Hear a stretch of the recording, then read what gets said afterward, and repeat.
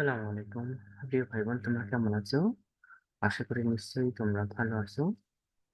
তো কথা হলো, তোমরা 25 নাম্বার মডেল কোশ্চেনের কয়েকটা কোশ্চেন নিয়ে একজন আপু কমেন্ট করেছে। আমি তাকে আন্তরিকভাবে ধন্যবাদ জানাই। তোমরা অনেকে এই বিষয়ে কোনো মন্তব্য করো নাই। আসলে হয়তো বা তোমরা সব কোশ্চেন পারো কি পারো না এই বিষয়ে তোমরা কেউ কোনো কমেন্ট করো নাই। বাট যে কমেন্ট করেছে সে কিছু গুরুত্বপূর্ণ কোশ্চেন এখানে কমেন্ট করেছে। আসলে কোশ্চেন গুলো খুবই গুরুত্বপূর্ণ এবং কনফিউশনিং। আসলে তোমরা কোনটা রেজাল্ট করবে কোনটা রেজাল্ট করবে না এই বিষয়টা জানা দরকার। তো আমি এই জন্য কিছু মার্কিং করে তোমাদের সঙ্গে আলোচনা করতেছি। যেমন 1 নম্বর কোশ্চেন সে করেছে যে the nurse caring for a patient who being to experience seizure activities while in bed which action would be take nurse. অর্থাৎ একজন পেশেন্ট বিছানায় শুয়ে আছে, তখন দেখা যাচ্ছে তার আহ আর কি খিঁচুনি হচ্ছে। ওই সময় একজন নার্স কি করবে, তার দায়িত্বটা কি, এই বিষয়ে নিয়ে কথা বলা হয়েছে। তখন তার নার্সের দায়িত্ব কি থাকবে? লুজ রেস্ট্রিক্টেড ক্লোথ, তার যদি কোনো টাইট ক্লোথ থাকে সেটা লুজ করে দেবে, রিমুভ পিলো, তার মাথার নিচে বালিশ থাকলে সরাবে, raising pad and side raise, bed সাইডে যদি কোনো রেঞ্জ থাকে সেটা উঠাই দিবে, position the client the side, পেশেন্টের পাশে দাঁড়াবে, and possible with head fixed forward, আর সে চেষ্টা করবে সামনের দিকে তার মাথা যাতে যেন ফিক্স থাকে। এবং এছাড়া অন্যান্য যে অপশন গুলো আছে, রেস্টে ক্লাইম্বিং, পা ধরে থাকা, বা keep circulated around the client room, door মানে দরজা খুলে রাখা, কেউ এসে সহযোগিতা করবে এমন না, এগুলো খুব একটা গুরুত্বপূর্ণ নয়। আর একটা বলা হচ্ছে টেম্পোরারি কন্ট্রাসেপটিভ মেথড, যেগুলো আমরা অবশ্যই জানি। টেম্পোরারি কি আমাদের, যেমন আমাদের এখানে 5 নম্বর কোশ্চেনটা সে বলেছে যে টেম্পোরারি কন্ট্রাসেপটিভ পেন কি কি থাকবে। তার টেম্পোরারি কন্ট্রাসেপটিভ হচ্ছে আমাদের, হ্যাঁ, তোমরা সবাই জানো। তারপরেও কন্ডোম, এটা একটা। তারপরে আইইউডি, এইগুলো হচ্ছে কন্ডোম, আইইউডি গুলো টেম্পোরারি মেথড। এই বিষয়গুলো তো তোমরা সবাই জানো, তারপরেও তোমরা একটু আর একবার দেখবে মেথড গুলো।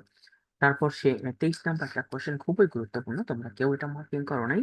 সেটা হচ্ছে method of calculating predictive dose আর। এখানে আমি অ্যান্সারটা দিয়েছি হচ্ছে সারফেস এরিয়া, তারপর এজ দিয়েছি, পাশাপাশি ওয়েট দিয়েছি, হাইট রেস এগুলো দেই নেই। তো এখানে কনফিউশনটার বিষয় আমি যেটা বুঝতে পারছি তোমাদের জন্য সারফেস এরিয়া, এটা একটা গুরুত্বপূর্ণ বিষয়। আমরা এতদিন এই বিষয়টা জানতে না, যদি কোনো ক্রিটিক্যাল মেডিসিন দেওয়া হয়, বিশেষ করে কেমোথেরাপি, এর এরিয়া উপর ভিত্তি করে নির্ভর করে ফিক্সড করা হয় তার কতটুকু ঔষধ দেওয়া হবে। এটা ক্যান্সার ড্রাগের ক্ষেত্রে অবশ্যই তোমরা জানো, টিউমারের আকার ছোট বড় থাকলে তাহলে ঔষধও কম বেশি হয়ে থাকে।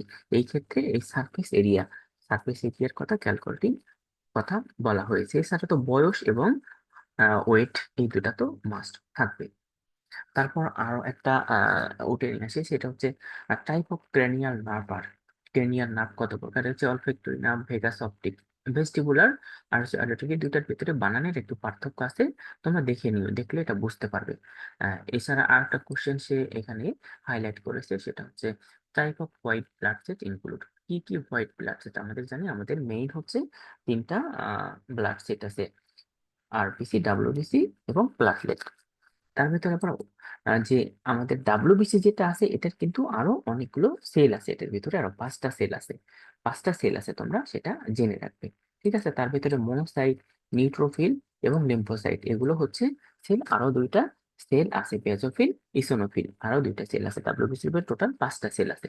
তোমরা এই বিষয়টি দেখে নেবে, এটা একটা কনফিউশন কোশ্চেন। তারপর পরবর্তীতে এই কোশ্চেনটা কি, সেটা হচ্ছে 51 number question, which nursing care model is best when there are many patient but few nurse. দেখেন, দেখা যাচ্ছে অনেকগুলো পেশেন্ট অল্প নার্স, সেক্ষেত্রে কি করবে? সেক্ষেত্রে আমি বি নাম্বার টিম নার্সিং দেওয়া ছিল না, উত্তরটা হবে ফাংশনাল নার্সিং। একটা শুধু ভুল ছিল, তোমরা কারেকশন করে নিবে। যে ফাংশনাল নার্সিং, যে একটা কাজ ডিভাইডেড করে দেওয়া, কে কোনটা কাজ করবে, তাহলে এই বিষয়ে অল্প মানুষ দিয়ে বেশি কাজ করানো যায়, এই কথাটা এখানে বলা হয়েছে। তারপর একটা গুরুত্বপূর্ণ কোশ্চেন, সেটা হচ্ছে মাসলার হায়ারার্কি থিওরি। আমরা কি জানি, লাভ, এলিমিনেশন, নিউট্রিশন, অক্সিজেন সবগুলো হচ্ছে মাসলার হায়ারার্কি থিওরির আর কি কমন। এখন তারপরেও যে বিষয়গুলো, অর্থাৎ বেঁচে থাকার জন্য সর্বপ্রথম কি অক্সিজেন। একজন মানুষ যদি বেঁচেই না থাকে তাহলে তার নিউট্রিশন, ইলিমিনেশন, ল অফ অ্যাফেকশনের কোনো কিছু দরকার হবে না। এই জন্য বলা হয়েছে master hydroxy physiological need, human need from greatest priorities, মানে সবচেয়ে বেশি কোনটার দরকার, অর্থাৎ একজন মানুষের সবচেয়ে বেশি দরকার সে আগে বেঁচে থাকবে, বেঁচে থাকার পরে তার খাওয়া দাওয়া, ইলিমিনেশন, ভালোবাসা এগুলো পরবর্তীতে। না, এই জন্য ডি নাম্বারটা রাইট অ্যান্সার, এটা ঠিক আছে। তারপর আরেকটা দেওয়া আছে nurse midwife whose action to be first taken management eclampsia patient. একজন এক্লামশিয়া পেশেন্ট, এক্লামশিয়া মানে কি, তার সিজার হচ্ছে, এই পেশেন্টের সে প্রথম কি করবে, এর যে ক্লিন, যেমন আইভি ফ্লুইড দেওয়ার, ক্যাথেটারাইজেশন দেওয়া, ম্যাগনেসিয়াম সালফেট দেওয়া। আমাদের সমস্যা হচ্ছে ম্যাগনেসিয়াম সালফেট দেওয়া। যদি একজন খিঁচুনি শুরু হয়ে গেছে তাহলে প্রথম তাকে কি করতে হবে, গিয়ারওয়ে ক্লিন।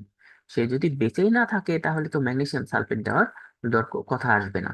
সেক্ষেত্রে আগে তাকে সে শ্বাস প্রশ্বাস নেবে, কারণ এটা শ্বাস প্রশ্বাস না নিতে পারলে তৎক্ষণাৎ মারা যাবে। পরবর্তীতে অন্য অন্য প্রসিডিওর গুলো হবে। কিন্তু এই অপশনের সবগুলোই রাইট অ্যান্সার। তার ভিতরে সবচেয়ে বেস্ট অ্যান্সার হচ্ছে ক্লিন এয়ারওয়ে। প্রথম তাকে এয়ারওয়েটা ক্লিন রাখতে হবে। এর পরবর্তীতে কোশ্চেন দেখি, 68 নাম্বার কোশ্চেন, সেটা তো following which of this following is the most important to be an effective nurse manager ও লেভেল অফ ম্যানেজমেন্ট। একজন দেখা যাচ্ছে একজন নার্সের সব লেভেল ক্ষেত্রে, ম্যানেজমেন্টের ক্ষেত্রে সে তার কি গুণাগুণ থাকতে হবে, কিন্তু সেটা হচ্ছে technical skill, conceptual skill, supervision skill. তোমাদের কনফিউশন সুপারভিশন নেই, কিন্তু সবচেয়ে বড় কথা হচ্ছে হিউম্যান স্কিল। তাকে সে একজন মানসিক মানুষত্ব বোধ দ্বারা আগে সবকিছু চিন্তা করতে হবে। এই হিউম্যান স্কিল না থাকলে কোনোটাই কাজে লাগবে না। ঠিক আছে, আর এই বাকি সবগুলো অপশন এই হিউম্যান স্কিলকেই ফোকাস করে, এটা প্রাইমারি, মানে সেন্ট্রাল এটা, বাকিগুলো অপশনাল। অর্থাৎ সবগুলোরই প্রয়োজন আছে, তার ভেতরে এটা সবচেয়ে বেশি গুরুত্বপূর্ণ। তারপর আর একটা কোশ্চেন এখানে সে মার্কিং করেছে যে 88 number question, immediate management of the case of hypoglycemic state. একটা পেশেন্ট তার হাইপোগ্লাইসেমিক হয়ে গেছে, সেই স্টেট কি করতে পারে। এই অপশনটার ভিতর দেখো, গিভ গ্লুকোজ ইন্ট্রাভেনাসলি দেওয়া যায়, অ্যারেঞ্জ ব্লাড ট্রান্সফিউশন, এটা না, স্টার্ট গ্লুকোজ বাই ওরাল, এবং গিভ অ্যান্টিবায়োটিক। যদি পেশেন্ট কনসিয়াস থাকে তাহলে কি হবে, হাইপোগ্লাইসিক মানে কি, গ্লুকোজ সাপ্লাই দিতে হবে। গিভ ইন্ট্রাভেনাসলি দেওয়া যেতে পারে, ওরালও দেওয়া যেতে পারে। যদি পেশেন্ট কনসিয়াস থাকে, অ্যাবল টু ফিট, তাহলে ওরাল। আর যদি পেশেন্ট অ্যাবল না থাকে তাহলে আইভি। আর যদি পেশেন্ট আনএবল এবং আনএবল দুই ধরনের পেশেন্টকেই আমরা আইভি দিতে পারি, কিন্তু ওরাল দিতে পারি শুধু যে পেশেন্ট কনসিয়াস আছে তাকে। এই জন্য এই দুইটা অপশন এখানে রাইট, তার ভিতরে প্রিওরিটির ভিত্তিতে তোমরা এই নাম্বারটা সবচেয়ে বেশি রাইট। আশা করি তোমরা কোশ্চেন গুলো বুঝতে পারবে। আমি অ্যান্সারটাতে ঠিক করে দিয়েছি উত্তরগুলো, অবশ্যই তোমার কারেক্ট করে নেবে। আবার এটা দিয়ে দিব, শুধুমাত্র একটা কোশ্চেন, অর্থাৎ 51 নাম্বারটা বি আছে, তোমরা এ করে নিবে, এটা পড়বে। আশা করি বিষয়গুলো তোমরা বুঝতে পারবে। ধন্যবাদ। সবাই ভালো থাকো। তারপরেও আরো কোনো কোশ্চেন থাকলে অবশ্যই কমেন্টে জানাবে।